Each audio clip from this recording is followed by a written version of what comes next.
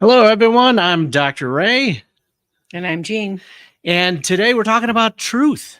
The truth is tricky. My truth may differ from Jean's truth, which is probably absolutely true, right? Yeah, when I was looking up the definition of truth, on one side it says truth is based on facts.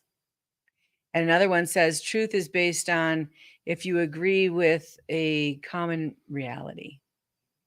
So, more about truth coming right up. Take a girl and a guy, and they fall madly in love and form a family. Sprinkle in some counseling degrees and a doctorate, a dream of transforming relationships as we know it. And 20 years later, we give you power couple Dr. Ray and Jean Ketkodian. And this is their podcast, Couples Synergy.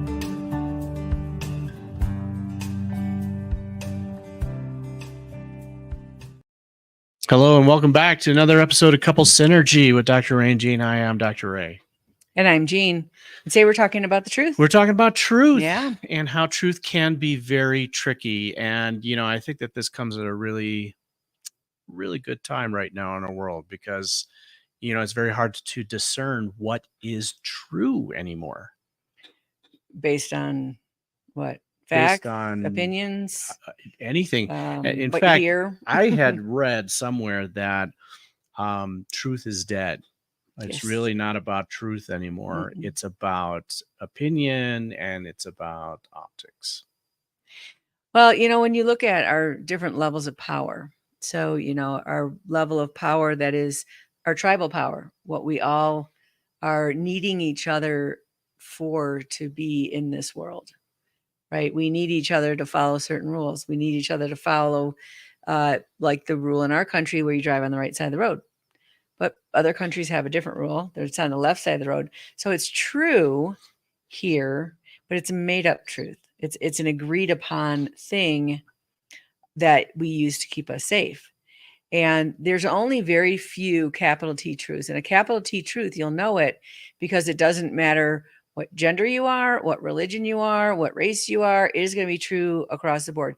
So, for an example, gravity. Gravity is going to affect you the same whether you're a dog, whether you're a person, whether you're Russian, doesn't matter. Gravity is gravity. That's a capital T truth. Versus small t truth, Mhm. which is influenced by your belief system or your opinions. Right. So your small t truth is based on your own personal power, your way that you've experienced the world, what you've seen, what you've been told. The concept that a belief is only a thought that you have heard or listened to over and over and over again, and over time it becomes a belief. There used to be a belief that the world was flat. There used to be a belief that we were the center of the universe. The earth was the center of the universe. And then as we got more information, we learned maybe we're not. And so the belief changes based on this new information. Gravity never changed. That truth has never changed. And so we are always operating within the arena of the time we live in, the society we live in, the place we were born into, the families we were born into. And wasn't always that way, but we don't know that because we were born into that. There's a lot of psychological concepts that come into play when we're talking about being influenced by other people and what we believe to be true.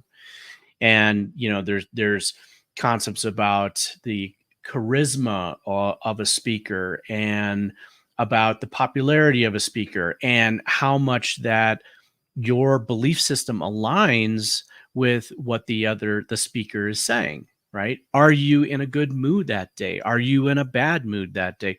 All of that influences the way we believe and what we believe to be true in what someone else is saying to us.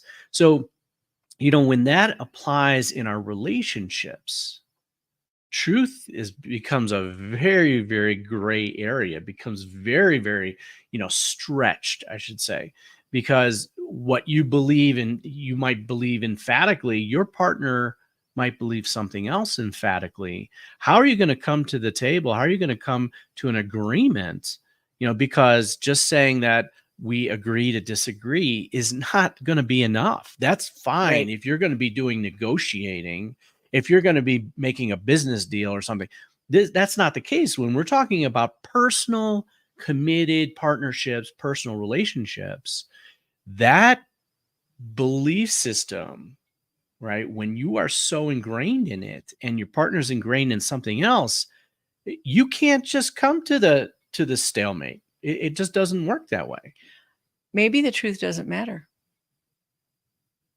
Maybe what matters more is understanding and kindness and understanding why you believe what you believe. Where did you learn that? Where does it come from? And seeing if it still works for you, as opposed to just fighting for what is known, right? So in ourselves, in our head, is all our information. It's all of our history. It's what we know. In our heart is the unknown.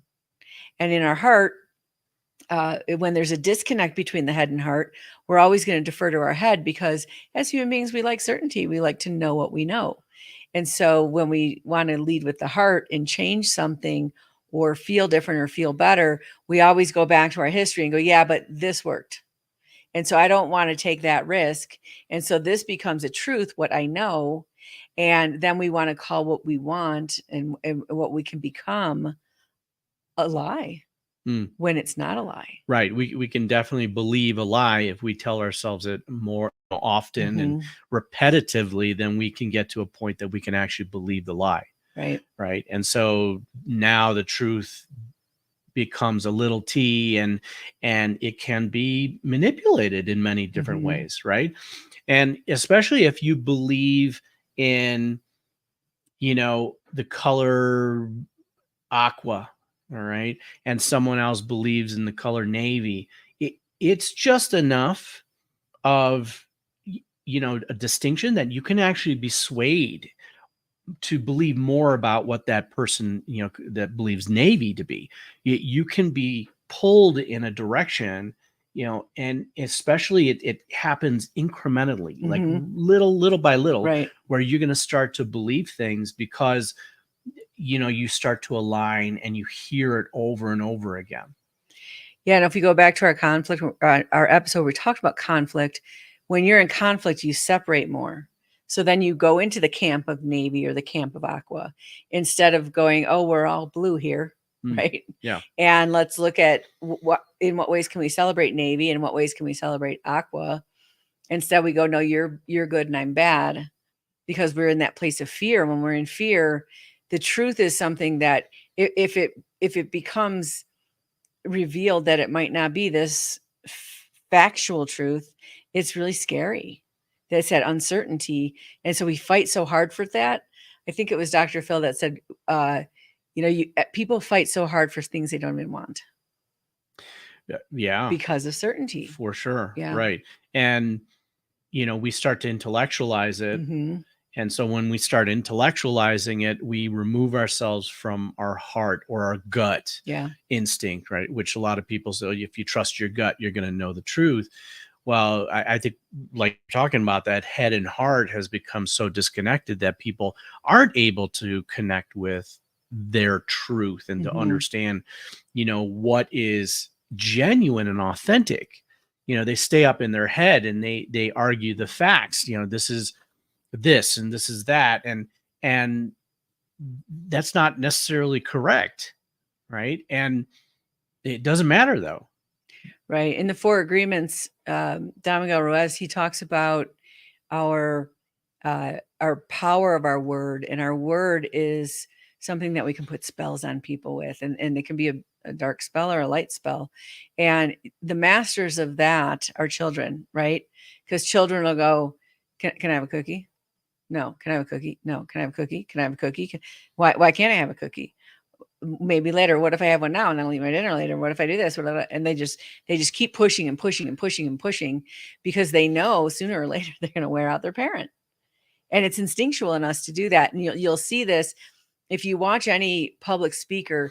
They will just regurgitate the same thing over and over and over and over and over again until it seems like, well, I've heard that so many times, I believe it. I trust it.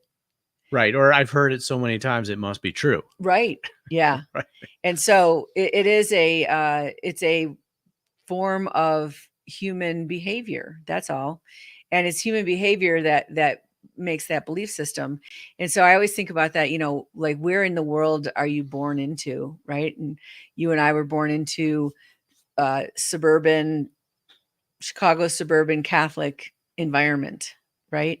And we were told, if you're not Catholic, you're going to hell, right? There's Catholic heaven. And then, now we know people that maybe they're Jewish, or maybe they're Muslim, or maybe they're different faiths, whatever it is. Born again Christian or something. Right. And they were told the same thing, that they're right and they're going to heaven and everyone else is going to hell. Well, how is any of that true? One of them can't be true just by the law of, what is that, philosophy? If this, then that. Right. Is it myth of Sisyphus or? Yeah, like you can be a boy and you can wear pants, and I can be a girl, but if I wear pants, it doesn't make me a boy. However that all goes together. It's bringing back memories of my philosophy in these days. Who knows what that class. is? But you get the concept that some things are inclusive and some things are, the Venn diagram, exclusive, inclusive kind of thing. So we brought up 3 different metaphors. Well, maybe that's the truth, right? Maybe that's the truth. And the truth, I think, actually resides in a part of us that is not even our head or our heart. I think it resides in a very instinctual place, and we know it.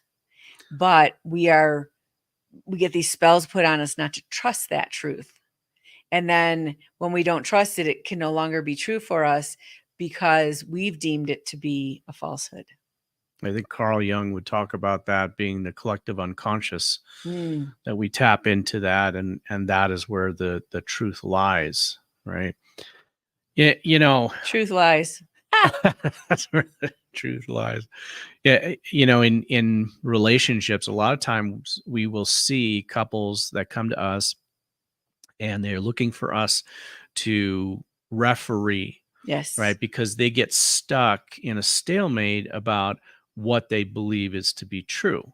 Maybe it might be a certain, a specific argument, might be a position, about raising their kids, or about a position about extended family, or it could be as specific as how to load the dishwasher correctly, but they are looking for a ruling, a judgment, right? Where for us to say to them, no, you're right and you're wrong. And when it comes to relationships, there is no such thing. Right. You are both right and you are both wrong. That absolutely is the case. When we're talking about math, we're talking about science, we're talking about concrete things, there might be a right and a wrong. Okay. But when it comes to connections of the heart, of relationships and abstract concepts like love, there is no such thing. Well, if we go back to your math analogy, if you're adding 2 + 2, you're going to get 4. But when you're talking about math in terms of quantum physics or lots of esoterical things that you were talking about, that matters of the heart or matters of energy, 2 + 2 is not always 2. And there's all these other factors that can come into place. And the analogy of the dishwasher, right? I know I do not load the dishwasher correctly. I know that. You know that for a fact? I do. If your goal is to load the dishwasher in a certain way that it's agreed upon, right? But my goal is not to load the dishwasher in a way that's agreed upon.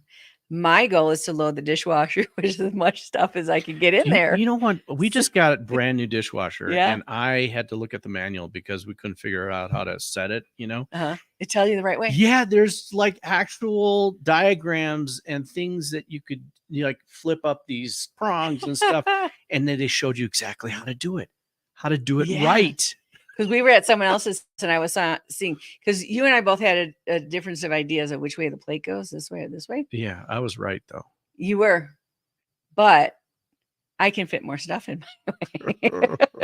So this is true. It's true. We always have this conflict of need, this idea that, if my goal is to do it right, so every inch of this dish gets perfectly sprayed or whatever the goal is of that, or to get as much stuff in there, which I always rinse anyways. It's not, I'm looking for the heat of the sanitation. That's my goal of dishwashing. So Yeah. I would just have a different goal. Yeah. And so with my different goal, then I'm doing it a different way. Well, one of the things that really came to my mind when we were talking about this topic, right, is we have goats. We're new goat owners. We are actually new chicken owners too. We've never raised chickens or goats. It's so Grew up fun. in Chicago suburbia. Well, we joined some boards, some Oh, chicken yeah. boards and some goat boards, online, where people come there and they talk about how to raise goats in the right way and how to raise chickens in the right way. Well, I've learned that what is right. Right. How do you know what's right? Because everybody says, let's do it. You should do it this way. And then another person comes on and says, no, you should do it this way. That's incorrect. And so you're just left more confused, leaving those forums, not knowing exactly what to do and what's correct. And it's also possibly situational specific. So one of the big arguments, right, is do you give them baking soda or not? Well, if you live like where we are not free ranging our goats. They're in a controlled environment and we have control over what they're eating and sometimes we get into the chicken scratch. But if we're controlling their diet, they don't need baking soda because they naturally produce that bicarbonate. But if they're being free ranged and they can get into all sorts of things, then that might overload their system and they do need access to that. And I think that's one of the big arguments. So I think it's specific to your goat, specific to your environment. And then if that's the only situation, then you're preaching that like truth. Yeah. And shaming everyone. And shaming everyone like because they're not agreeing with you and that they're not, that they don't know the truth. Yes. Right. Yeah. Well, there's anything I learned in my doctorate studies is that there is no hard, fast, always or never. Nope. Right. In fact, anything that says always or there never, is never a hard, fast never. You should always avoid always and nevers. And the key word is it depends. Yeah. Or key words are it depends, because there's so many different factors that go into play when it comes to life, just life in general. Mm-hmm. And, when couples get locked up in that always, never, I am absolutely right and you are absolutely wrong, they're wrong. They just, that is just not a path to bonding. It's not a path to communication. It's not a path to connection and resolution. It is a stopping point. And it's a stalemate that couples rarely get out of once they get into that. Because there's a difference of goals, right? And when we're children, our goal is survival. Our goal is self-preservation and to get our parents to take care of us or the world to take care of us. And we get into adult relationship and we still think that's the game. The game is still, I have to be right, so you have to be wrong. And then I can be safe in the world. But the mature sentiment, the mature goal is, if I want you to feel safe, I don't have to be right. I have to be kind. Mm-hmm. I have to be understanding. I have to be considerate. And I have, and the payoff and the benefit of that is I'm actually safer in the world. I actually have more certainty and safety because my investment in you motivates your investment in me. And now we're a team. And now it's us that wants the most and the best for the us. And so you do have that edging away of those falseness. It's really the falseness that edges away what you learned in your domestication, what I learned in my domestication, and bringing the best of both of those worlds together to create something even better. What's that called? Synergy. and we have to let go of the things that are at a lower vibration that we learned in our domestication in order to get there. And so right and wrong don't work. And unfortunately, that includes the truth or what you believe is the truth. What we know in corporate settings is that groups that are really cohesive, meaning that they believe the same things, right? Or there's a really dominant leader in the room, they might come together and create a decision very quickly, but it might not be the best decision. Mm-hmm. In fact, groups that come together that have differing opinions, that have kind of a wide variety of belief systems, they might take longer to actually make a decision, but the decision is going to be in the best interest of everyone involved, including all people within the company. So what do you think of it from that perspective is that we need these differing opinions, and we need it so that we can go through this arduous process of merging together and finding the best answer, the best truth, in order to move forward and grow. So when couples get to that stalemate, they shut that process down. Yes. They stay in this place. They may have differing opinions, but they don't move to that process of understanding the other person's point of view. And Gottman talks about no conflict can be resolved unless you could clearly state the other person's opinion. If you can't do that and you can't understand the other person's position, they can't understand your position, you can't get through and past that stalemate to a place of something greater, right? Creating something greater within the relationship. And I think that evolves beyond truth or false or right or wrong. It becomes something even better than that. Yeah, it's not didactic. It's not just two positions. In the Celestine Prophecy, he talks about whenever a group is gathered, there's only one person at a time that has the highest thought. And there are people who err on the side of having the highest thought and not speaking it. And there are people who err on the side of they do not have the highest thought, but they're speaking a lot. And so that's kind of what you're talking about. And so when people say work on a relationship, this is the work.